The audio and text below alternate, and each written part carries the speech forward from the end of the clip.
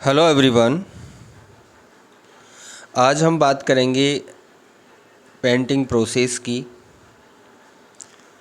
क्या प्रोसेस होना चाहिए, किन चीज़ों का हमें ध्यान रखना चाहिए, उन्हीं पे हम बातचीत करने वाले हैं। सबसे पहले कैनवास के बारे में बात करते हैं।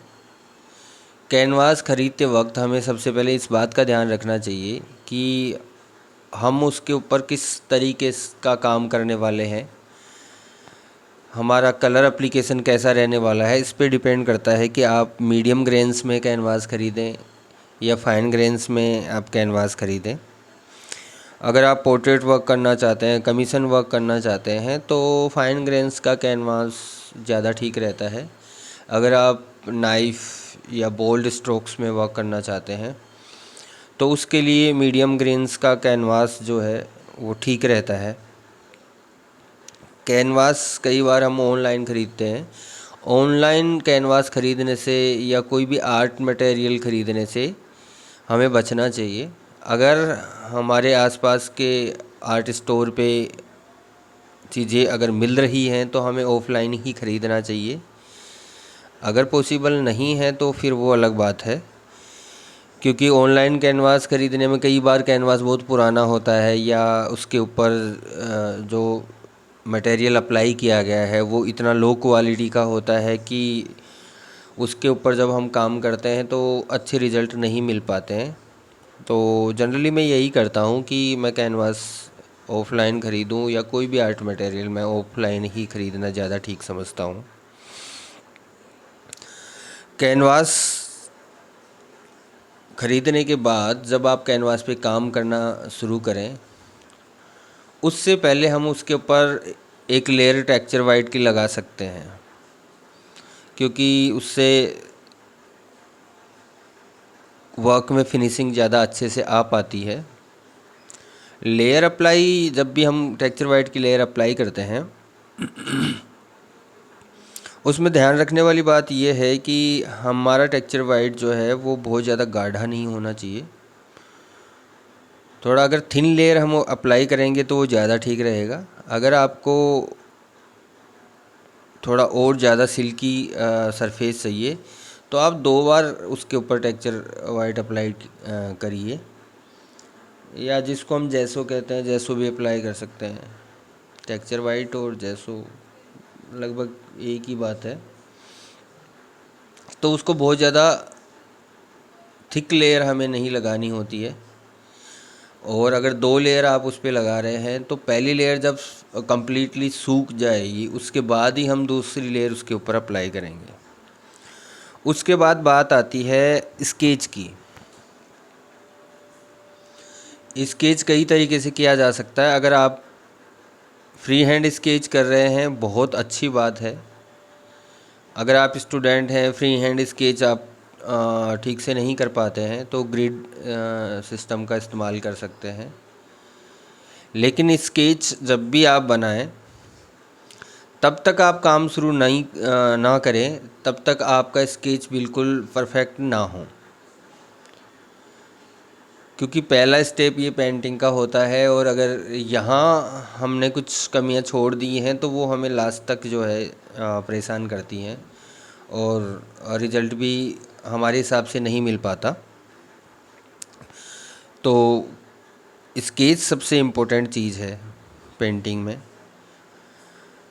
स्केच परफेक्ट होना चाहिए। उसके लिए आर्टिस्ट को हमेशा स्केचिंग के लिए कुछ टाइम निकालना चाहिए। दिन में अगर ज़्यादा भी नहीं तो आधा घंटा हमें स्केच को देना चाहिए, क्योंकि अगर हमारा स्केच अच्छा होगा तो हम ज़्यादा अच्छा काम कर पाएंगे। क्योंकि देखा जाए तो हम जब कलर अप्लाई करते हैं तो भी हम स्केच ही कर रहे होते हैं।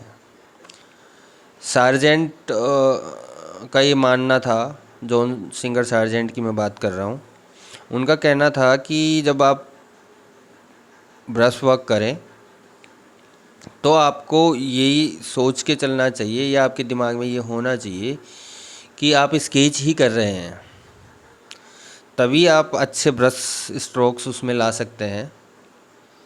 और आपका वर्क इम्प्रेसिव होता है। तो सबसे अहम बात और सबसे ज़रूरी बात, रोज़ स्केच करना ज़रूरी है। ये आपके पेंटिंग के लिए काफ़ी हेल्पफुल होगा। अगर आप सच में ही अच्छे आर्टिस्ट बनना चाहते हैं तो ये बहुत ज़रूरी है कि आपका स्केचिंग बहुत अच्छा हो। स्केच करने के बाद, हाँ, स्केच करने के और तरीके भी हो सकते हैं। आप लाइव काम कर रहे हैं, डायरेक्ट ब्रश से कर सकते हैं। अगर आपको अच्छे से ब्रश हैंडल कर पा रहे हैं, आपका स्केच पे कमांड है, तो आप डायरेक्ट ब्रश से भी जो है स्केच कर सकते हैं। नहीं तो पेंसिल ज़्यादा ठीक रहता है।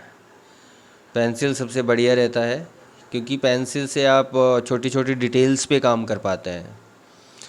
चारकोल से और डायरेक्ट ब्रश से जब हम स्केच करते हैं तो छोटी डिटेल्स पे हम काम नहीं कर पाते हैं। हालांकि छोटी डिटेल में हमें नहीं जाना होता है, लेकिन फिर भी स्केच वाले लेवल पे जो है हमें पूरी डिटेल से काम करना चाहिए, मेरा ये मानना है। उसके बाद जब हम कलर अप्लाई करेंगे तो हमें थोड़ा सा बोल्ड वर्क करना होता है।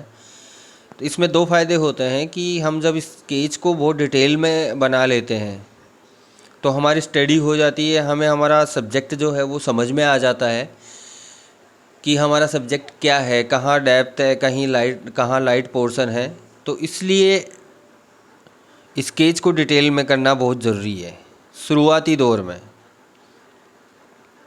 स्केच के बाद में आती है बात, अगर आप स्टूडेंट हैं तो स्केच को आप फिक्स कर सकते हैं। फिक्स करने के कई तरीके हैं। जैसे आप एक्रिलिक कलर से अगर उसके ऊपर दोबारा से आउटलाइन कर देते हैं, लेकिन उसमें यह है कि आपको टाइम बहुत ज़्यादा लग जाता है। तो टाइम बचाने के लिए आप फिक्सेटिव का इस्तेमाल कर सकते हैं। किसी भी आर्ट स्टोर पे फिक्सेटिव मिल जाता है, तो आपने पेंसिल स्केच कर लिया, आप उसको फिक्स कर दीजिए फिक्सेटिव से और फिर उसके ऊपर काम कर सकते हैं। कुछ लोग एक्रिलिक कलर से आउटलाइंस कर देते हैं, जनरली मैं भी करता हूँ, लेकिन मैं उसके ऊपर फिर जेसो अप्लाई करता हूँ लाइंस को मिनिमाइज़ करने के लिए। अगर आपने जेसो पहले अप्लाई किया है तो फिर आप उसको फिक्सेटिव से ही फिक्स करें, क्योंकि जब आप उस पर काम करेंगे तो फिर आपकी जो बेस पे लाइनें हैं वो नज़र आएंगी। ब्रश स्ट्रोक्स के नीचे कई बार हमें लाइनें नज़र आती हैं, तो पेंटिंग में हार्डनेस ज़्यादा आती है, तो इसलिए उससे बचना चाहिए। आज का मेरा जो काम है